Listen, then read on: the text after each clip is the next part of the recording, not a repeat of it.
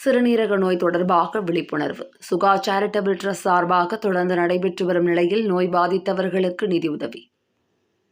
சிறுநீரக நோய் தொடர்பாக பாதிக்கப்பட்டவர்களுக்கு உதவும் வகையில் சுகா சேரிட்டபிள் ட்ரஸ்ட் செயல்படும் என தன்னார்வலர்கள் தெரிவித்துள்ளனர்.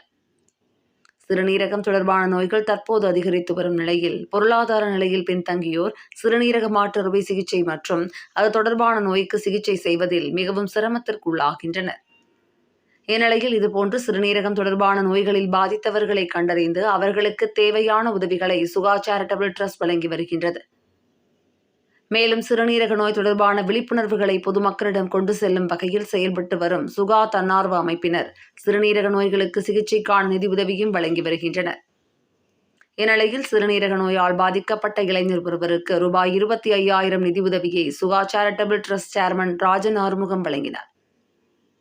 வடவள்ளி பகுதியில் நடைபெற்ற இந்நிகழ்வில் சுகா சேரிட்டபிள் ட்ரஸ்ட் துணைத் தலைவர் doctor Khaja Moideen, Rotary Club Vadavalli தலைவர் சரவணன், சுகா சேரிட்டபிள் ட்ரஸ்ட் தலைவர் சண்முகராஜ் மற்றும் நிர்வாகிகள் வீரமணிகண்டன், சரவண வெங்கடேஷ் உள்ளிட்டோர் உடனிருந்தனர். சுகா சேரிட்டபிள் ட்ரஸ்ட் குறித்து அதன் சேர்மன் ராஜன் ஆறுமுகம் கூறுகையில், சிறுநீரகம் தொடர்பான நோய்களுக்கு தீர்வு காண்பது மற்றும் நிதி உதவிகளை வழங்க சுகா செயல்பட்டு வருவதாக கூறியவர், குறிப்பாக கடுமையான சிறுநீரக செயலிழப்பு மற்றும் இறுதிநிலை சிறுநீரக நோய் உள்ளவர்களுக்கு சிறுநீரக மாற்று அறுவை சிகிச்சை செய்வதற்கான உதவிகளை சுகா செய்வதாக கூறினார். மேலும் இந்த உயிர்காக்கும் சிகிச்சை முறையை செய்வதோடு டயாலிசிஸ் போன்ற சிகிச்சை முறைகளுக்கும் சுகா நிதியுதவி செய்வதாக தெரிவித்தார். மேலும் சிகிச்சைக்கு பிறகு வாழ்நாள் முழுவதும் உட்கொள்ள உள்ள மருந்துகளை குறைந்த விலையில் கிடைப்பதற்கான முயற்சியை சுகா மேற்கொண்டு வருவதாக அவர் தெரிவித்தார்.